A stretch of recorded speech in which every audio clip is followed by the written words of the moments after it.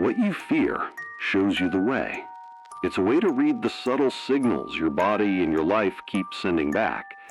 Fear shows up at the turns most likely to change you.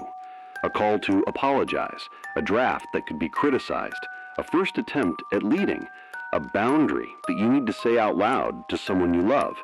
If you treat fear only as a roadblock, you'll keep taking the familiar detour. If you treat it as a foggy sign, direction starts to appear. A simple way to avoid being dragged around by fear is to tell apart 3 different kinds. There's the fear that truly protects you, dark streets, dangerous people, decisions that exceed your current capacity to absorb risk. There's the fear tied to image, fear of being judged, of looking clumsy, of damaging a carefully built impression. And there's the fear that signals meaning, the flutter that arrives when you're facing something you care about. The clues are very down to earth. Protective fear flares up fast and sharp. It demands an immediate retreat. Image fear mumbles little scripts about losing face. Meaning fear is quieter, but persistent. It returns again and again with a very specific picture of the thing you want to do. Even as your stomach tightens, your chest also opens a little, as if fresh air is coming in. The important move isn't to kill fear, but to read it. When your heart races, your body is turning on a light that says, pay attention. Your job is to look closer. Which value does this touch? Is the cost worth paying? Can I shrink the risk down to a small step and try? When you switch from the habit of judging, like I'm weak because I'm scared, to the habit of exploring, like what here is worth testing, fear changes roles, from jailer to signpost. Take a familiar example, the fear of being seen while you're learning. Starting anything new comes with an ugly at first phase. We accept that in other people, but resist it in ourselves. The most effective approach is usually to shrink the experiment until it's repeatable. 5 sentences in the mirror instead of a full speech. 1 short email asking for a 15-minute call instead of pitching a whole project.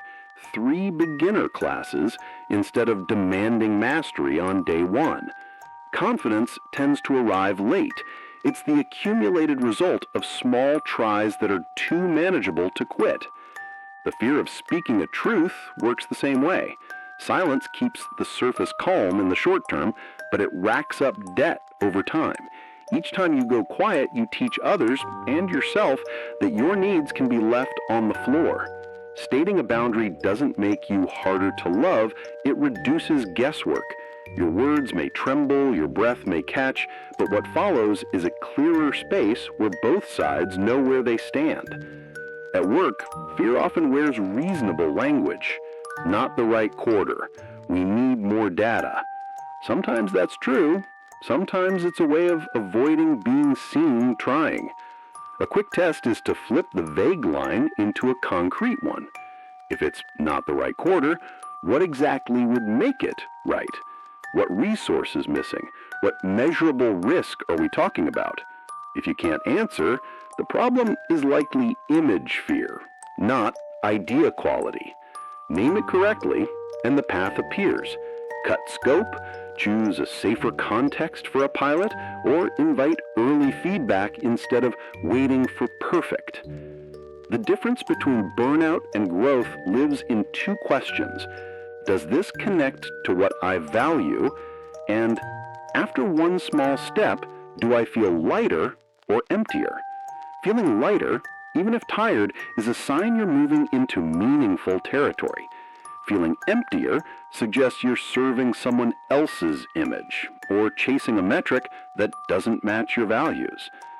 A practical way to turn fear into a compass is to turn it into a scheduled plan. Write down the exact sentence of what you fear. Afraid of rejection, afraid to share a messy draft. Then write the worthy reason beside it. I want to build this skill. I want to work honestly. Choose the smallest publicly bad step you can still tolerate. Put it on the calendar. When the time comes, both fear and laziness will bargain hard. Don't bargain with feelings. Bargain with the step. Just 10 minutes. Just a 200-word draft. Just one 5-minute call. When you're done, close with 2 lines. What was as bad as I imagined? What was easier than I thought? You're retraining your memory with new evidence. Some fears are fused with old memories. The time you were laughed at in class, a workplace that punished mistakes, a home that stayed peaceful only when you were silent. Those memories deserve respect, but they don't have to hold the steering wheel forever. A gentle approach works. Thank the old protection for getting you here, then check the present. Is it safe enough now to try something small? If yes, give the present a chance to separate itself from the past. Each small step in the present becomes a fresh data point that makes the old story less convincing. On a personal systems level, a short daily log helps you spot the doors you keep avoiding. 3 lines are enough. What you dodged today, what you dared to touch, and the smaller step you'll take tomorrow to keep going. Those scattered lines will connect into a pattern, and patterns, not promises, tell the truth about where you're headed. If you want a safety rule, don't trade your foundational health just to seem brave.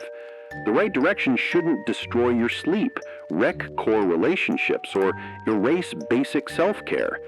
The right path is hard, but not toxic.